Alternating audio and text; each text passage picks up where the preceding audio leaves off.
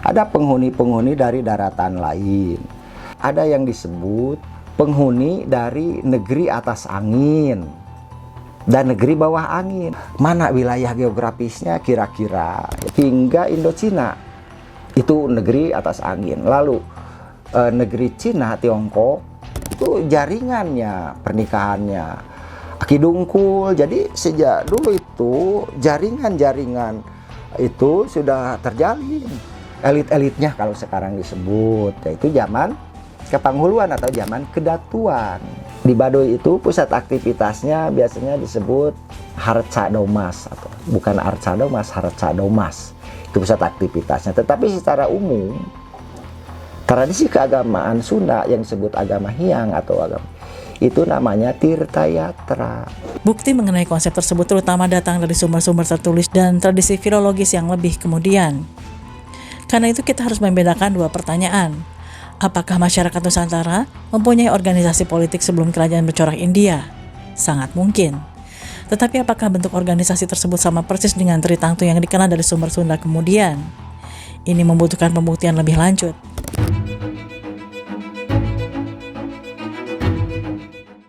Bagaimana jika selama ini kita melihat sejarah Nusantara dari arah yang keliru? Apa sebenarnya yang terjadi di kepulauan ini? Apakah masyarakat Nusantara sebelum datangnya pengaruh India benar-benar belum memiliki sistem politik? Apakah mereka hanya hidup sebagai kelompok kecil yang terpisah-pisah? Narasumber dalam video ini adalah Bapak Undang Ahmad Darsa, filolog dari FIB Unpad, yang akan membahas babakan sejarah dari masa lalu hingga masa sekarang. Nah, kita coba, ini tentu saja karena latar belakang bidang keilmuan saya adalah filologi, di mana ya sumber-sumber atau objek penelitian saya khususnya atau filologi umumnya adalah naskah, umumnya tradisi tulis, itu serba tulis. Jadi itulah yang menjadi salah satu bahan pemikiran, tafsiran. Barangkali karena sumber-sumber asli dari Nusantara, khususnya dari Sunda. Center point-nya sekalipun Sunda tapi dalam konstelasi Nusantara.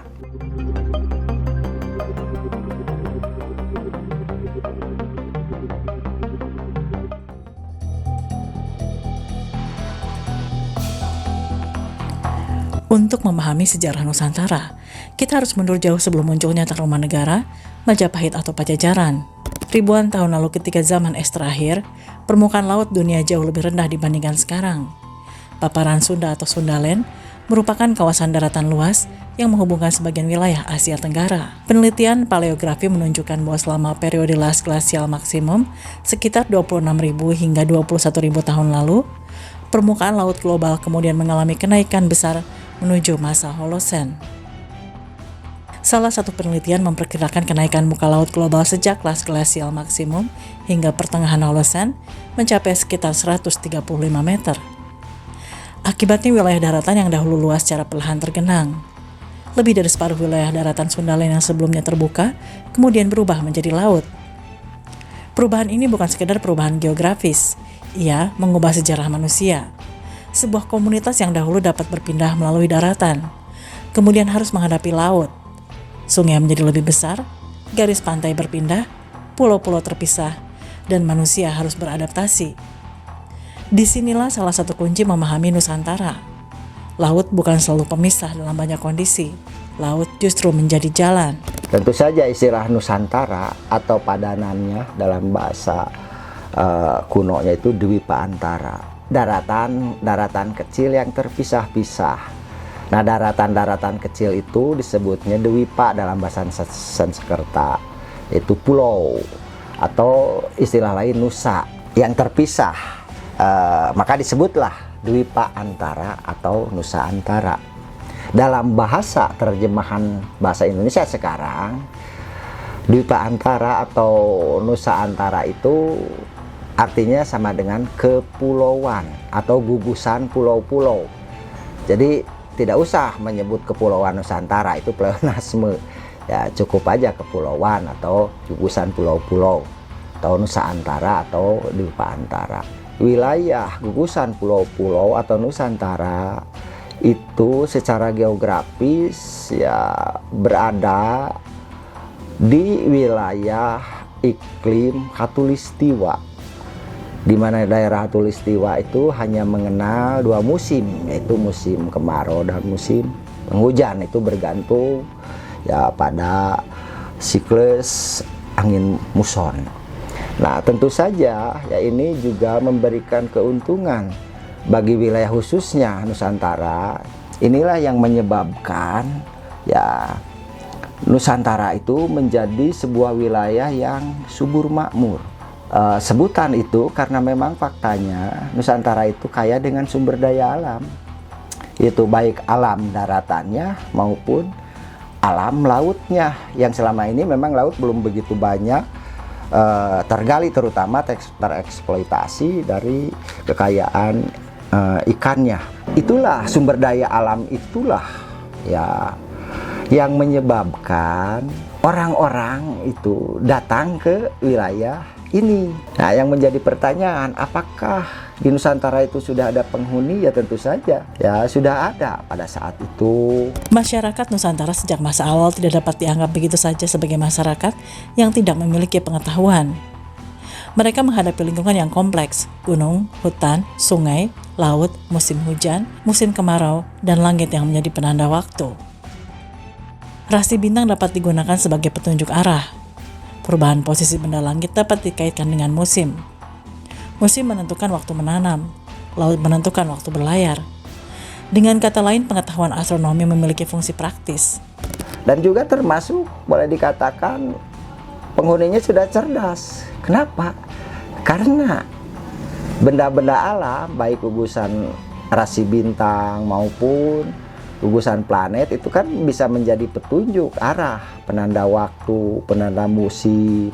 Jadi musim tanam, musim laut. Boleh dikatakan berarti sudah bisa hitung-menghitung ilmu matematika ini ya. Jadi jangan dianggap bahwa itu sebelum kedatangan bangsa-bangsa lain itu masih bodoh-bodoh. Saya yakin kita Nusantara sejak awal lahir dari nenek moyang yang sudah cerdas. Dari segi sistem religi, masyarakat telah mempraktikkan kepercayaan monoteis transendental yang memuja sang pencipta tunggal seperti Sunawiwitan, Kaharingan, atau Parmalim. Pusat aktivitas ritual mereka yang dalam manuskrip kuno tersebut Tirtayatra atau Batur umumnya berupa pun dan berundak. Bahwa sistem keagamaan di Nusantara itu pada prinsipnya sudah monoteis transendental, menganut kepada sang pencipta tunggal. Ya, contohnya upamanya di Sunda kan, yang disebut misalnya di Baduy, Sunda Wiwitan. Kalau secara umum itu ya mengacu kepada Hyang Tunggal.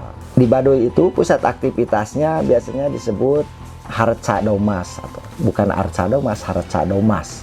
Itu pusat aktivitasnya. Tetapi secara umum tradisi keagamaan Sunda yang disebut agama Hyang atau agama itu namanya Tirtayatra atau Batur. Itu tertulis dalam kronik lontar kuno. Jadi Tirtayatra itu sebuah bangunan biasanya berterap berundak-undak, ya biasanya 7 tingkatan. Di bawahnya sebelum masuk itu ada air. Tirta Yatra itu ya tingkatan-tingkatan, biasanya diimajinasikan sebagai tingkatan arah selangitan atau tingkatan alam kesorgaan. Kemudian kita tahu kan mengenal, misalnya di Jawa ada istilah kejawen, pemanya di tradisi Tengger atau Dieng. Nah itu ya kalau disebut dalam sistem religi itu ya agama ya Nusantara kuno yang di Jawa atau di Kalimantan disebut Kaharingan, atau di Sumatera Utara upamanya tradisi keagamaan Parmalim. Di Sulawesi Utara atau Minahasa ada yang disebut Tona Aswalian. Di Sulawesi Selatan Tolotang. Kemudian di Lombok Watu Telu. Barangkali tradisi keagamaan yang tadi saya sebutkan tetap percayanya kepada roh gaib yang tunggal.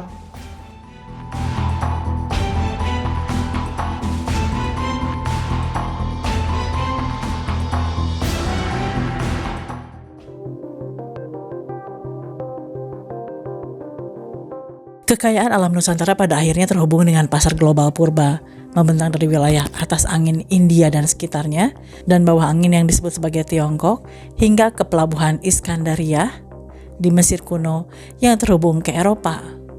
Komoditas ini didistribusikan menggunakan kapal-kapal tangguh buatan lokal yang dikenal sebagai kapal jung. Interaksi dengan para pedagang asing ini membawa 3 gelombang besar perubahan sistem sosial politik ke Nusantara. Ada penghuni-penghuni dari daratan lain yang dalam istilah geografi Nusantara atau apa, ada yang disebut penghuni dari negeri atas angin dan negeri bawah angin. Mana wilayah geografisnya kira-kira ya?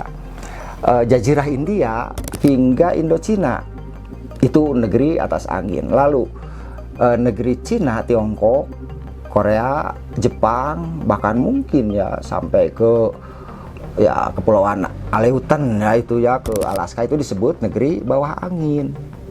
Nah, mereka datang ke sini karena ada sesuatu komoditas yang diperlukan. Gelombang pertama India dan Tiongkok. Hinduisasi dan kerajaan sistem kedatuan perlahan bertransformasi menjadi kerajaan bergaya monarki absolut. Gelombang ini memicu berdirinya kerajaan-kerajaan besar. Kedatangan agama Hindu dan Buddha juga melahirkan mahakarya arsitektur.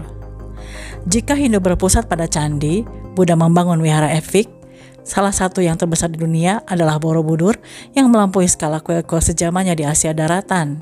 Ketika mereka datang, tentu saja juga mereka membawa peradaban-peradaban atau tradisi-tradisi mereka ke Nusantara. Di antara datanglah agama Hindu. Di samping keagamaan tentu saja unsur kebudayaan yang paling dasar dalam sistem religi, tetapi kehidupan keagamaan harus hadir dalam sistem sosial politik. Maka dari India datanglah sistem kerajaan. Kemudian turunan raja-raja biasanya dalam tradisi India disebutnya wangsa. Sementara dari Cina itu dinasti. Sebelum muncul istilah kerajaan dengan pengaruh India, apakah masyarakat Nusantara sudah memiliki sistem politik?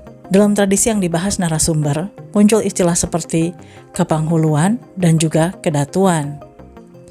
Dalam konteks Sunda, muncul konsep Tritangtu Dibuana. Dalam tradisi Sunda, konsep tersebut kemudian dikaitkan dengan 3 unsur, Prabu, Rama, Resi. Dalam tradisi, dalam kronik-kronik kuno, naskah-naskah, prasasti atau piagam, ada yang disebut kepanghuluan atau kedatuan. Ya, sistem, sebut aja sistem pemerintahan. Contoh ya Aki Tirem itu sebagai salah seorang penghulu dalam kronik. Ya, istrinya bukan dari Sunda, dari Jawa Timur. Itu kalau dalam geografi sekarang. Kemudian ayahandanya Ki Bajul Pakel itu di Sumatera itu kedudukannya, lalu ke ujung Mendini, ke Bakulapura atau Borneo, ke Sulawesi itu jaringannya, pernikahannya Aki Dungkul. Jadi sejak dulu itu jaringan-jaringan itu sudah terjalin. Elit-elitnya kalau sekarang disebut, yaitu zaman kepanghuluan atau zaman kedatuan. Sekarang ada panghulu itu kan ketika kita ingat penghulu itu menikah. Jadi panghulu itu ya sejak kuno itu panghulu atau datuk, kedatuan. Nah, sistem kedatuan itu populer di Semenanjung. Biasanya pusat aktivitasnya di pedalaman. Itu tidak di pinggir pantai. Sistem politiknya, jejak-jejaknya di Sunda ada yang disebut Tritangtu Dibuana. Istilah Tritangtu Dibuana tercatat dalam naskah dan juga dalam tradisi-tradisi kehidupan komunitas masyarakat adat masih digunakan, sekalipun istilahnya tidak persis betul, tapi polanya tetap Tritangtu Dibuana. Di mana? Di Baduy. Maka di Baduy ada komunitas Baduy Jero, itu ada Cibeo, itu sama dengan kalau di itu ya, golongan Prabunya, Puunnya disebut Pun Ponggawa, Pun Prabu. Lalu Cikartawana, Rama, yaitu sebagai kelompok perwakilan yang dituakan itu. Kemudian Resi di Baduy itu adalah Cikesi, Kersinya. Ya istilah tapi substansinya sama itu. Jadi sebelum kedatangan India, Cina, kita sudah memiliki tadi disebutkan sistem pemerintahan, sistem politik. Jadi ada kapanghuluan. Di Sunda itu sistem politiknya itu Tritangtu di Buana yang terdiri atas Prabu, Rama, Resi. Jadi tidak absolut, begitulah. Nah, Prabu itu biasanya kedudukannya di kedaton, kadatuan atau keraton, jadi ratu. Nah, ratu itu secara gender tidak semata-mata perempuan. Ratu itu adalah pemimpin pemerintahan. Kemudian Rama. Rama dalam tradisi itu yang dituakan, wakil rakyat. Barangkali ini sekarang dalam sistem modern itu ya legislatif. Rama itu ada lembaganya yang disebut kabataraan. Kemudian Resi yang ketiga, Resi itu pusat aktivitasnya di Kawikua. Struktur tersebut secara analogis dengan pembagian kekuasaan modern. Tetapi analogi ini harus digunakan secara hati-hati. Prabu, Rama, dan Resi tidak dapat begitu saja disebut sebagai eksekutif, legislatif, dan yudikatif dalam pengertian negara modern. Namun konsep tersebut memang penting karena menunjukkan adanya gagasan mengenai pembagian peran dalam struktur sosial dan politik. Bukti mengenai konsep tersebut terutama datang dari sumber-sumber tertulis dan tradisi filologis yang lebih kemudian. Karena itu kita harus membedakan dua pertanyaan. Apakah masyarakat Nusantara mempunyai organisasi politik sebelum kerajaan bercorak India? Sangat mungkin. Tetapi apakah bentuk organisasi tersebut sama persis dengan Tritangtu yang dikenal dari sumber Sunda kemudian? Ini membutuhkan pembuktian lebih lanjut.